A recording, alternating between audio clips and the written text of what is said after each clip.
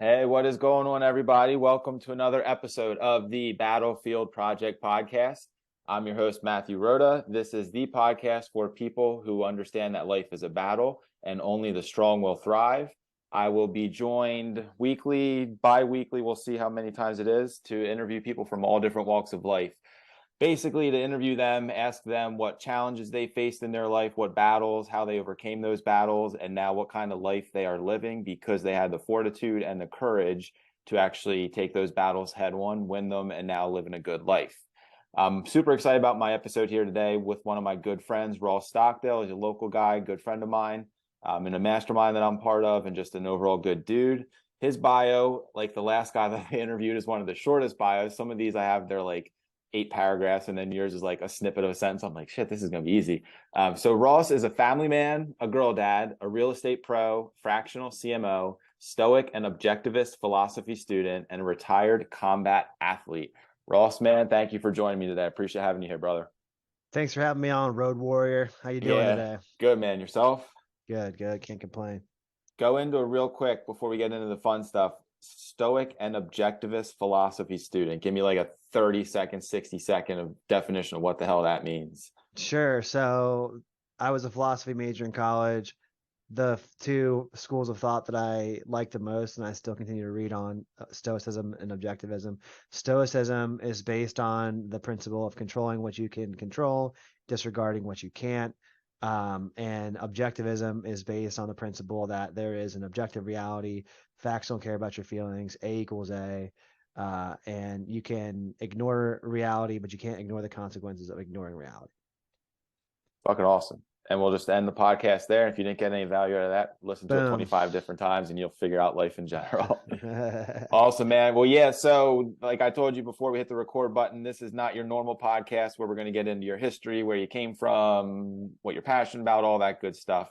I've listened to you on other podcasts. You had your own podcast. You're doing your own thing now. So all that information is out there.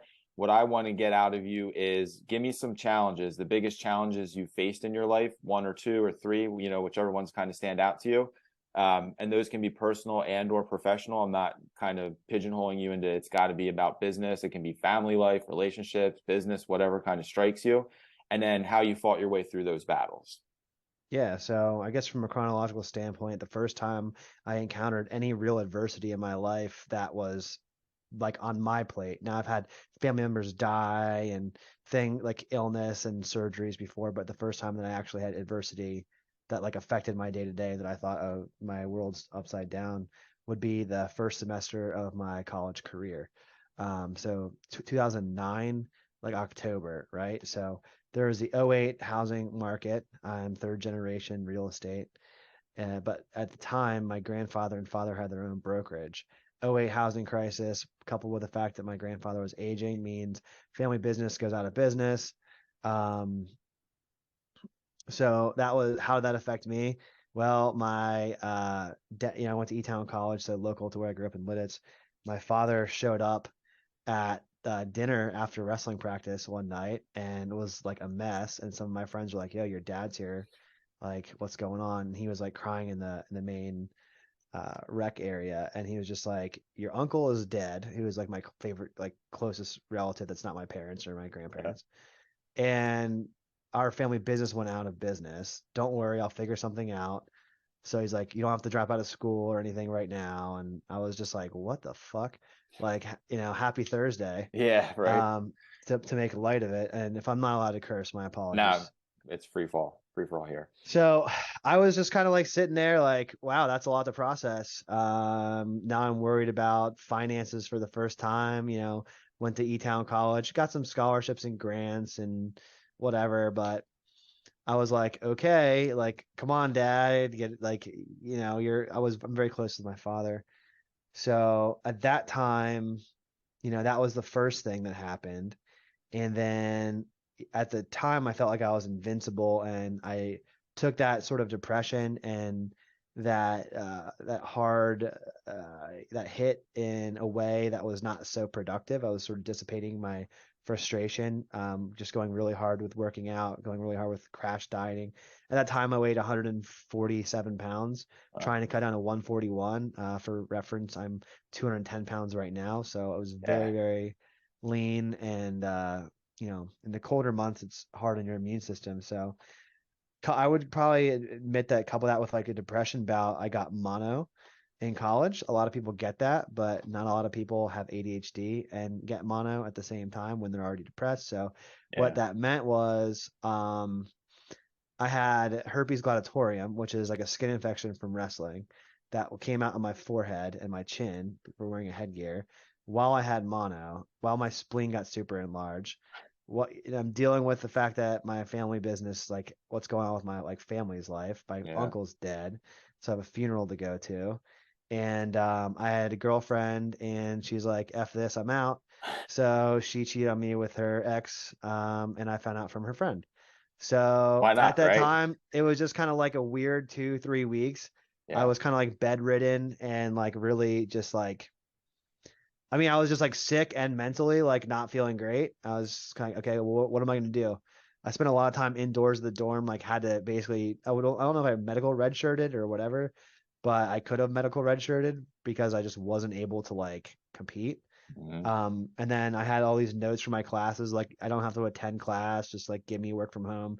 In '09, work from home was unheard Yeah. of, right? So I was kind of like isolated in the dorms, and I was like, what the hell am I gonna do?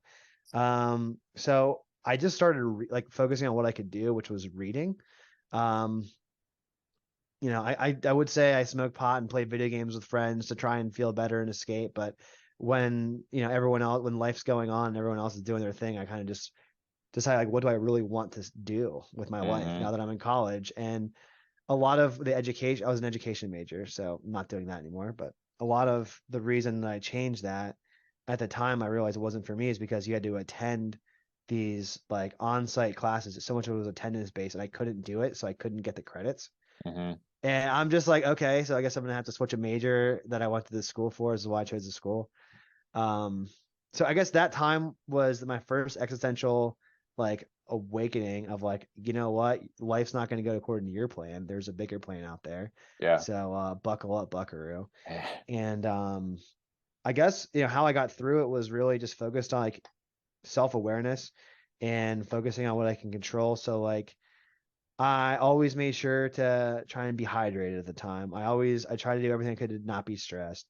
And I read what I was interested in. So I just would read. In college, I was averaging like 2 books a week. Oh. Um, whether that was from course or that was just material. And then it kind of ramped up as I got older to like 3 to 5 books a week. Yeah. So I would just focus on like a control as far as like productive goes. So yeah, that was the first real adversity I faced. It was one of those it rains it pours instances. When Um, your family business, did you go to college thinking you're going to get into real estate? yeah, Or eventually. yeah, so when you get that news that like, hey, we're out of business, you're like, okay, part of my plan of like going to college and like taking this step to get to the next step is like poof, gone. Like, all right, figure this shit out as we go. And I was always more worried too for my father because my whole life he was like a partner in a business that my family owned. And I was like, what are you Yeah. gonna do? Yeah. And he figured it out eventually and whatever. But at that time, it's always Yeah. the storms always you look back like, oh, it wasn't that bad, but in the time it was pretty bad. Lightning everywhere, thunder Yeah. everywhere. Yeah. So I guess that was the first adversity. I would say the second time I went through a struggle that I felt like was defining of like character and progress would have been COVID. So I know I tell this story on their podcast, and I probably told you this story, but in 2019, going into 2020, I felt like I had the world going for me. I had started my own marketing consulting firm, had about 10 clients, was doing really well for myself.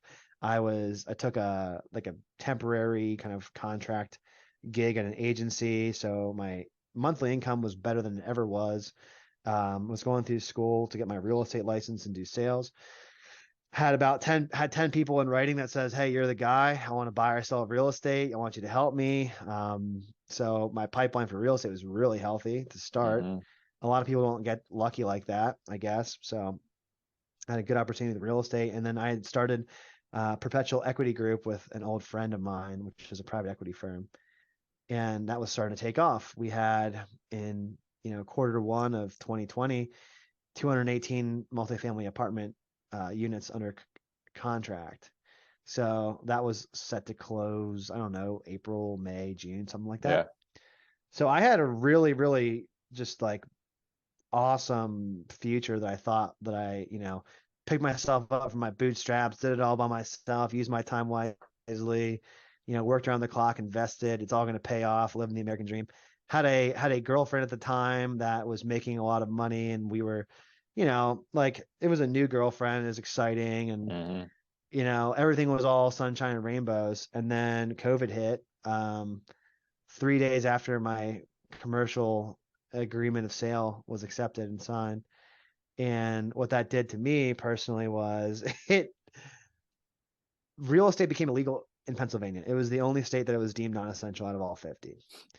So my new business of being a real estate salesperson was Gone. nothing.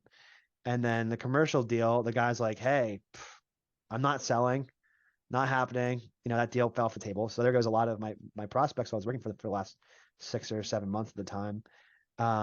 Furthermore, my marketing consulting firm at the time was all based on like construction or very small business, or companies that either were deemed non-essential at the time, had to go out, or they were so afraid they're just like, we're holding on every dollar and cutting Yeah. all marketing. So where I was at was like, okay, what do I do? I have, I bought a new car when things were hot. I invested all this money to go in like every month to my businesses, like money's going out. It's like Hmm. self-employed during COVID, what the hell is going to go? Like the sky's falling. Literally thought the world was over. Not, at the beginning I thought, oh, I'm going to use grocery delivery services because I'm scared of COVID because, I was a cigarette smoker at the time, Yeah. which not anymore. But again, at the time, I was like, oh, I'm at risk. Oh, this is terrible. And then when we had our first not so great moment, my girlfriend was like, hey, I'm out. I'm moving to the West Coast.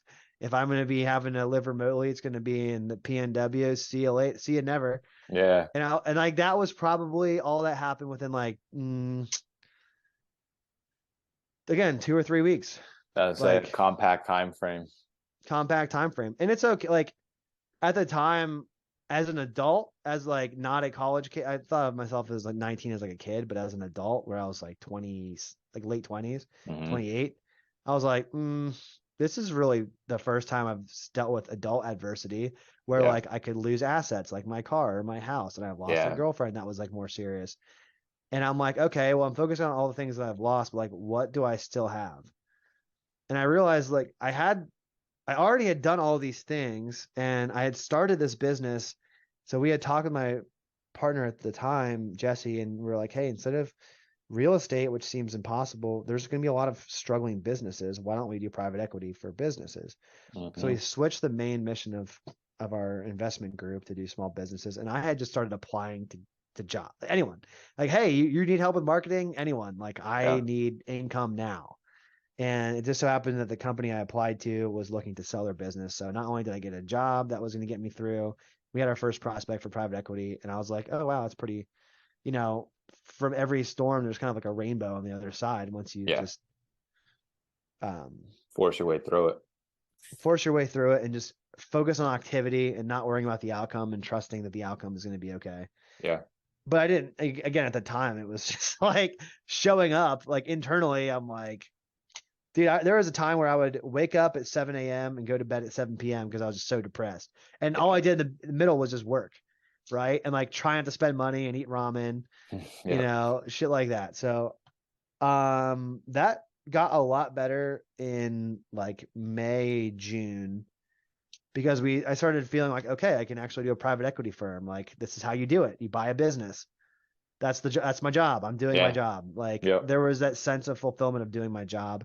And I think the productive achievement or the perceived productive achievement, like I was still going to the gym. I got over my fear of COVID because I said, well, I can just shrivel up and fucking die and do nothing and listen to the government and I'll be really screwed. Or I can listen to myself and say, okay, this is literally life or death.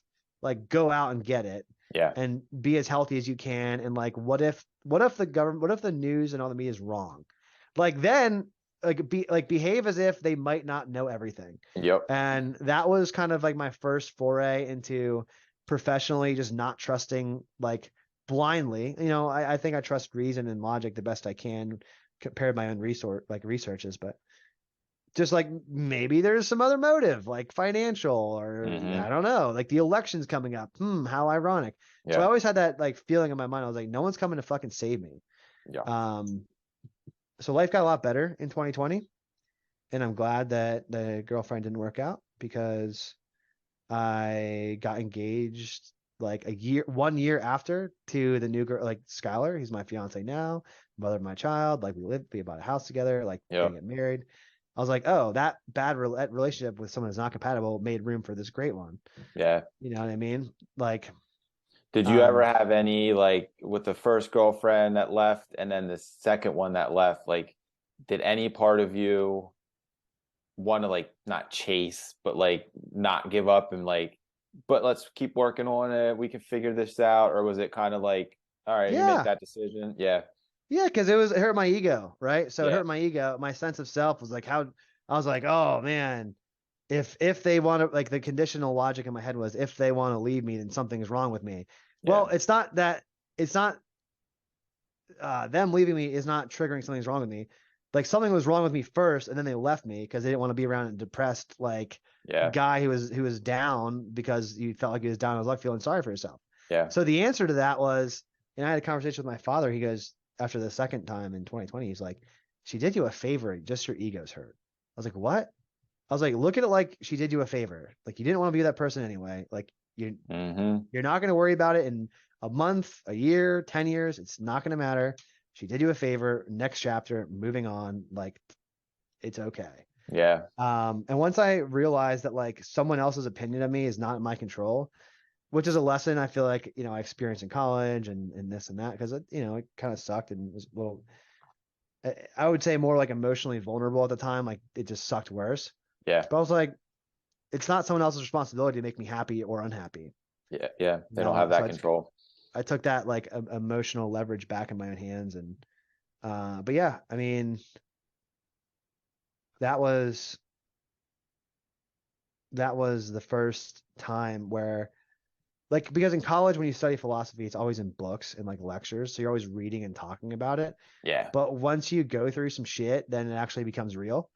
Like that's when the ethics like actually matter, because you need to have a code of values and a what to do next kind of mindset. Yep. Moral So compass. if you don't have like, it's really easy to be a warrior in a garden. But if you're a gardener in a war, and then you're fucked. Yeah. Like, Yeah. Yeah. so if you don't Prepare go through accordingly. adversity, yeah, prepare accordingly. Like bad shit will happen. And with relationships, it's also like I've learned so much about relationships too. It's just like um everyone is doing what they think is best in their own best interest at all times. Yeah. So if I then break my own rule and be like, oh well, if I make a decision, like let's just say I want to take a job, I'm like, oh, this is what's in the best interest of my girlfriend at the time, or my friends want me to do this, or I'm following the crowd. If your actions and your course is influenced by someone else's opinion, then you're just sacrificing yourself. Like you're Yep. abdicating your own capacity to make judgments and decisions, and it usually doesn't work out like how you think it will work out. Either they're not going to care as much as you think they're going to care about the decision, or you're going to be resentful because you did something that sacrificed your values, or you're going to end up in a place like, how the hell did I get here? Oh, that's right, I listened to someone other than my own best judgment. Hmm. That was kind of the lessons that I learned from having a couple of shitty failed relationships.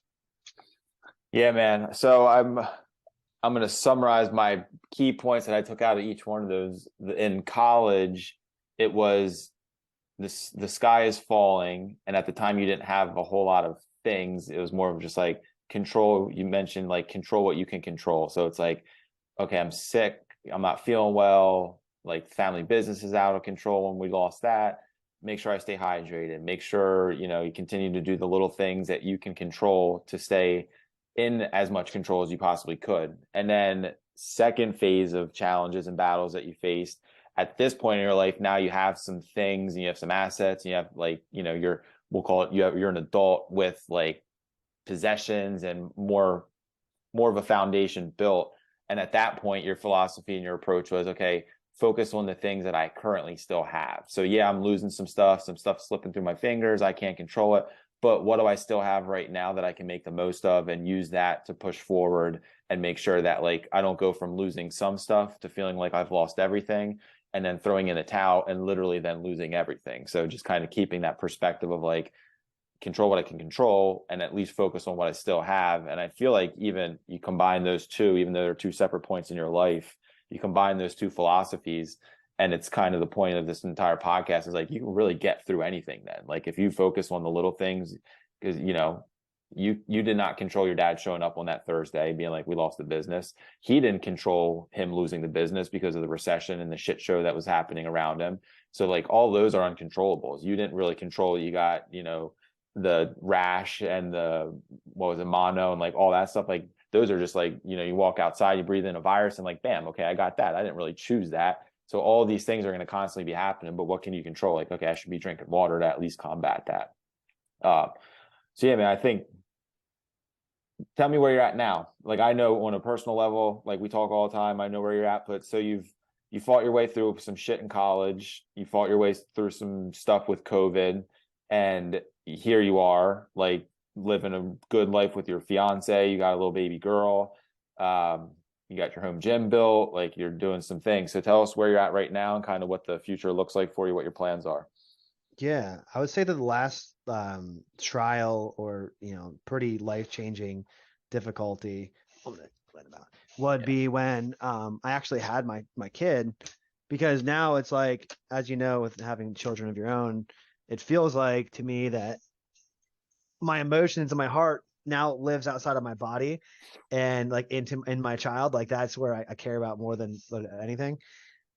So, you know, just even from like the labor and delivery standpoint, like it was 37 hours of labor. I'm like, oh my God, is everything going to be okay? Yeah. I like, there was never a more spiritual awakening than in the delivery room. Both like worry, fear, just concern, and then you kind of accept it, and there's like peace and tranquility. Then you hold the baby, and you're like overjoyed. Just all the whole range of emotions happened within that 37-hour period, and I was just like really reevaluating. Like I have everything that I've ever wanted. Yeah. Like on paper, I'm successful and I own these businesses and my net worth is X, and it's like more like it's what I wrote down when I was 23 years old as like a dream. And now I have, Mm-hmm. I have a family, and all the nice possessions you want. I'm not lacking for money, not lacking for anything. And I just remember looking at my kid, was like, I was like, how am I going to do everything that I was doing before having a child, plus every new emotion I have now, every Yep. new responsibility, and every new, like, I want to go teach you how to ride a bike and read you stories. Yep. And I realized the material life I was living before and I mean, anyone that can do this, more power to you. I just know myself now that I'm not wired. Leaving the house at 7 a.m., not getting back to the house until 8 p.m. Well, guess what? The kid wakes up at 6:30, 6 o'clock, 7 o'clock, or whatever. Like, I don't see the child when it's awake. I will miss the Yeah. entire infancy. I will not know my kid, because when I got done with having the child, it's like, oh, work needs you. Like, there's no replacement. We're short staffed. No paternity for the owner. Like, you're next Yep. on the line. Like, there's so much stress with the bank. Like, you have to perform. There's millions and millions of dollars, and you have to hit earnings. You have to hit profitability and all these projects that I'm managing. And I think we had like 50 employees. You know what I mean? And Yeah. I'm like, great, I built this. I'm like, but I also helped give birth to this kid that's way more valuable to me than any Yeah. material thing. Yep. And I'm like, how do I, like, that was probably the hardest like decision, because it wasn't I wouldn't say it was like a negative thing, Yeah.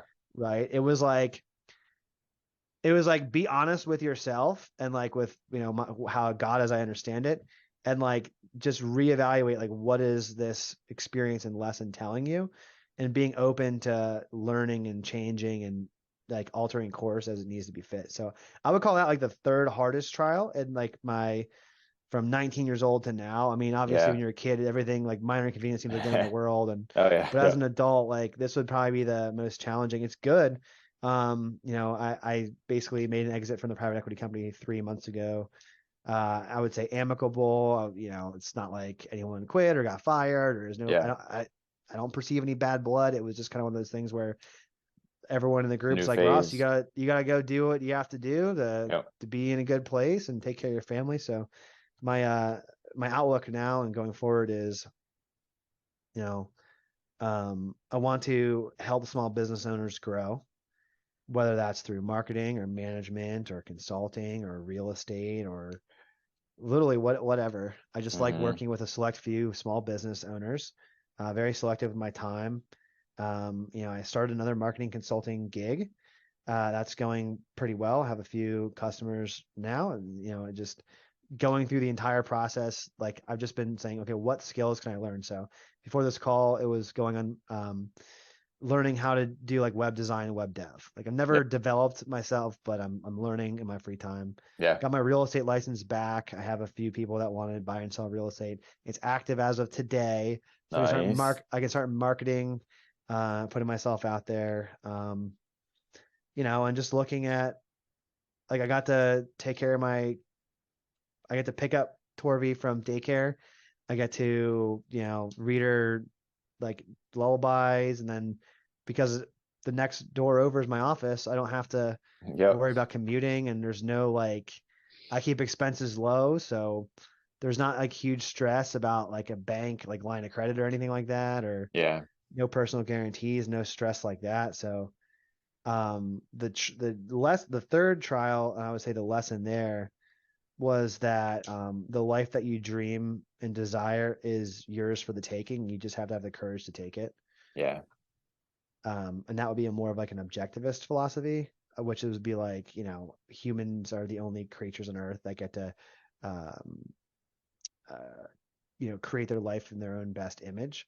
Yeah. So it's like be careful what you wish for because you might just get it. And a lot of times people get their mental like confused or dissipate their energy by whether it's television or just junk media, and they just Hmm. focus on negative shit. And it's just like you're gonna get whatever you put your attention Yeah. on all the time.